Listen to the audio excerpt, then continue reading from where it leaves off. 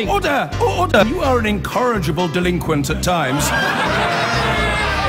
Behave yourself, man!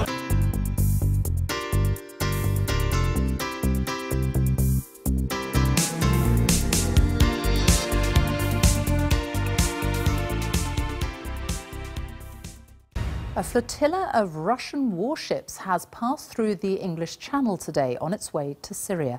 The vessels included the aircraft carrier Admiral Kuznetsov, which was belching black smoke as it passed by the White Cliffs of Dover.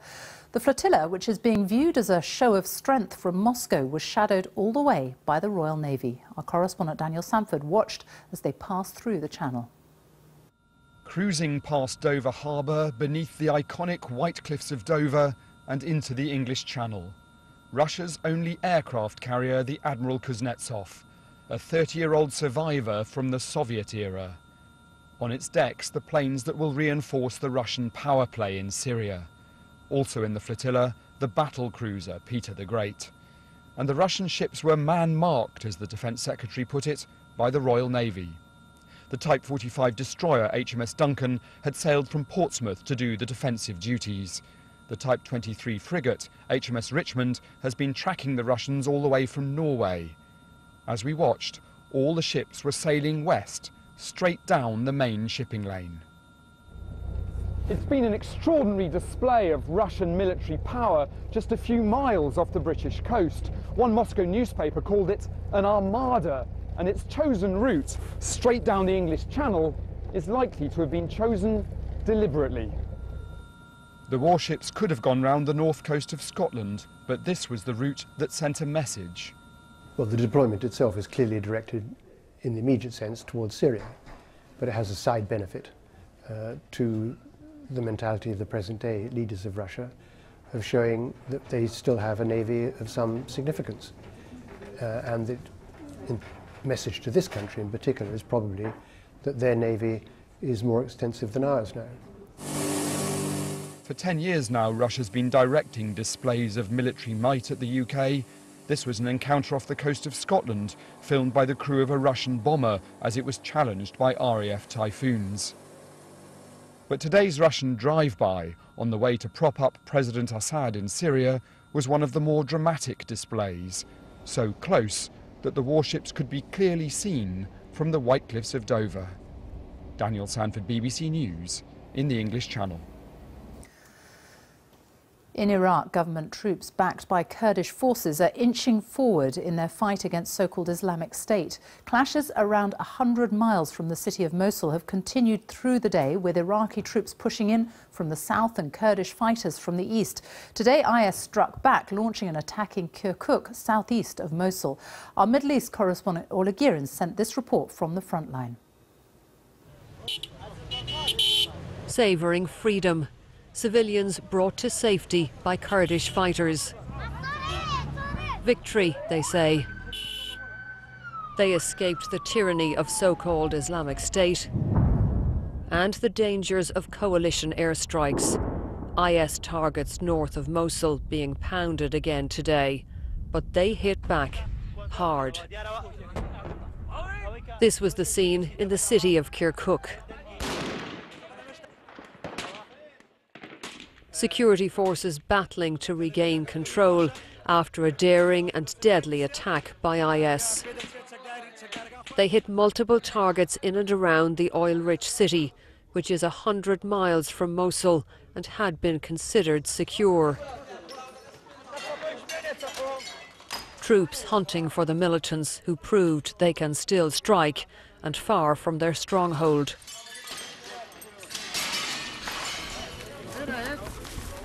Back at the front line, bomb disposal experts arrive to check for silent killers. They've already cleared 300 landmines along a stretch of 3 miles. Well, troops are getting into position now for mine clearance. This is absolutely crucial for the Peshmerga to be able to proceed. The mines are slowing progress and they're claiming lives, but the work has to be done with care. Islamic State has laid mines in this area like a carpet. Then a lone vehicle sped towards us. There were fears it was a suicide bomber. Fortunately, a false alarm. Nearby, civilians who had just fled, now safe from IS, but being screened by Kurdish intelligence. They're trying to prevent militants escaping among the displaced. Faris tells us they were forced to grow beards, and if IS caught someone with a phone, they were beheaded. How did you manage to get away? How did you... He's rushed away before he can say more. A new camp is now being raised here for the many others who are expected to seek refuge from Iraq's latest war. Orla Guerin, BBC News, north of Mosul. Militants from the Islamic State group have launched a fierce assault on the Iraqi city of Kirkuk, attacking government buildings and a power station, leaving at least 18 people dead. Fighting is still raging in the city, some 100 miles southwest of Mosul, where Iraqi government and Kurdish forces are continuing their offensive to drive IS fighters from their last major stronghold. From Iraq, our Foreign Affairs correspondent Jonathan Rugman reports. Early this morning, one of Iraq's biggest cities came under ferocious attack.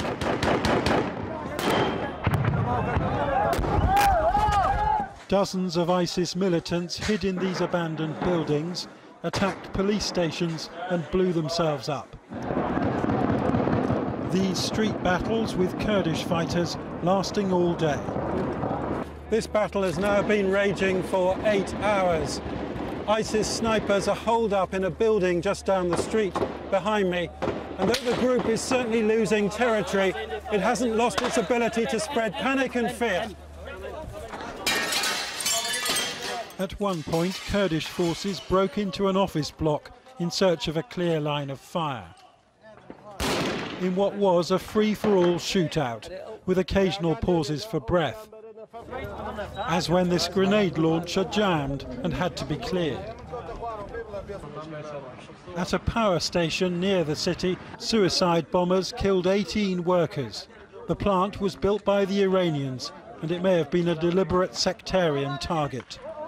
Kirkuk's governor told local media that security forces had complete control. But that's not what we saw. ISIS has once again wreaked havoc, and as it loses territory, its thirst for the most extreme forms of asymmetrical warfare seems likely to grow. This morning, I'm coming there. I'm looking to there, and the sniper is shooting to these people. These attacks were perhaps intended to divert Kurdish fighters from other fronts. The Kurds, though, insist that tactic will not work. All forces are resisting ISIS. This is not a big deal for us. ISIS want to get back the morale they've been losing in Mosul.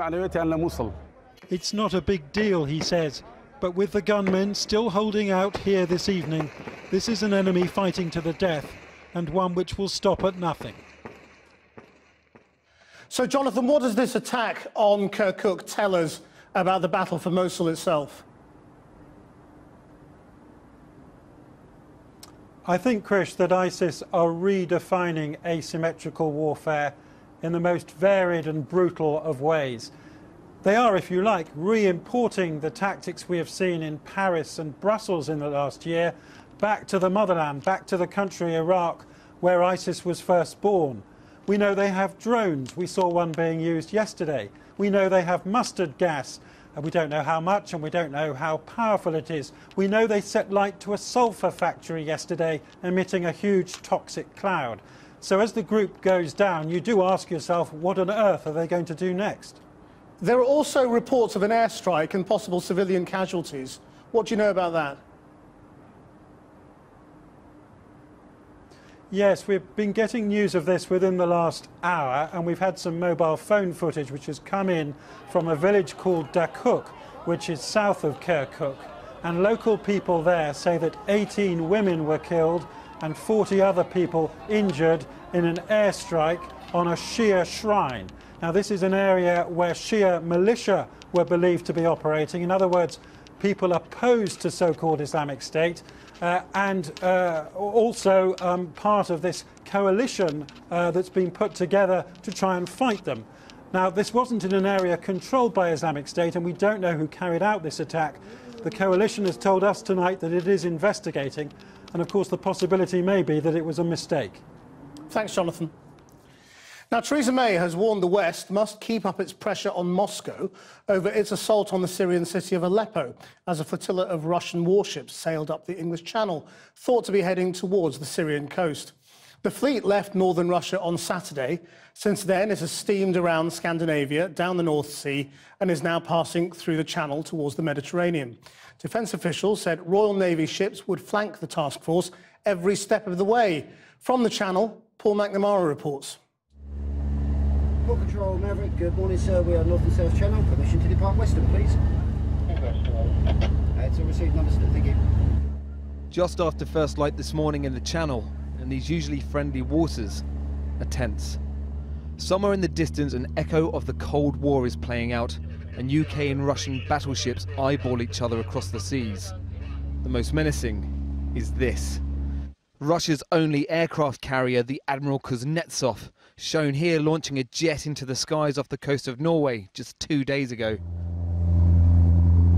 Since then, this flotilla of 8 ships has stalked south from the North Sea en route to Syria. And at around 11 AM this morning. Looks like a supply ship over here. There's another one directly behind the blue freighter as well. We spotted an ominous plume of black smoke in the distance. Well, this is about as close as we're allowed to get to the Admiral Kuznetsov, and it is vast. In fact, right now we're so close you can clearly see the planes and helicopters perched on top of it. Together with the 4 or 5 other Russian warships we've seen, it really feels like there is an armada floating past those famous white cliffs at the moment. So part of this is show of strength. It's doing the trick. But we've also seen many, many other boats, because this is one of the busiest shipping lanes in the world. And ultimately, the Russians are doing nothing wrong by using this stretch of international water. This isn't the first time they've sailed here either. A fleet did the same 2 years ago, and back in April. They were without an aircraft carrier though, and defence analysts say that today is all about Mother Russia flexing her muscles and being deliberately provocative. After all, this isn't the only path this task force could have taken. For the UK, it's a few days of heightened diplomatic tension, albeit at a time when relations with Russia are already pretty strained. But this armada is on its way to Syria. So while we're seeing what Russian military might looks like, soon the people of Syria will be feeling it firsthand. This fleet is not new. The Admiral Kuznetsov has been beset by breakdowns, and yet none of that matters to the bombs they drop from the jets they carry. The Ministry of Defence say British boats will man-to-man mark these ships while they're in our waters.